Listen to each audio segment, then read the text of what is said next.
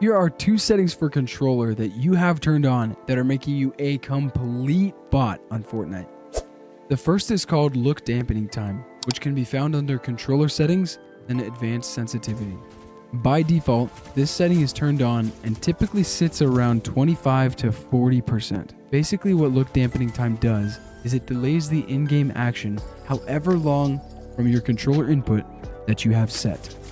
For example, if you have look dampening time set to 0.40 seconds, it is almost taking a half of a second for your inputs to become outputs in the game. This is partially why your aim is terrible, because it's basically unnecessary input delay. Set this to 0 and your friends will be accusing you of aimbot. The second setting is controller dead zones. This setting can be found under controller settings, then controller dead zone. Most everyone knows about these dead zones, but has anyone ever really explained to you what they are and what they're useful for? By default, you will typically see something like 20%. Controller dead zones are useful when you have stick drift. Think of it like this. When your joysticks are standing perfectly straight up, they are at point 0. When you move your joysticks, the distance from 0 is measured and sent to your computer, and it is used as input for the movement you wish to make. When you have stick drift, your joysticks slightly push out of that 0 position and start sending unwanted movement to your game. By setting your dead zones to a higher value, you make the 0 region larger, meaning those small unintentional movements are disregarded.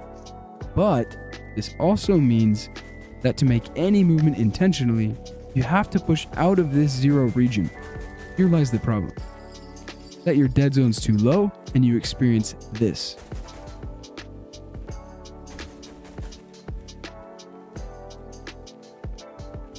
Set them too high and you will have to make very drastic joystick movements to get any response from the game. This keeps you from being able to make any tiny aim changes and keeps your crosshair bouncing all over the screen as you try to line up the perfect shot.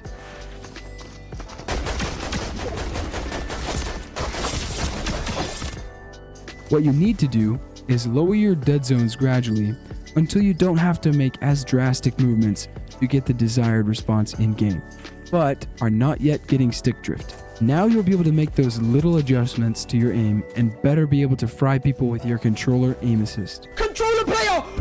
That is a controller player! If you found these tips helpful, make sure to follow because I will be creating more Fortnite tip content that has helped me go from complete bot to unreal demon.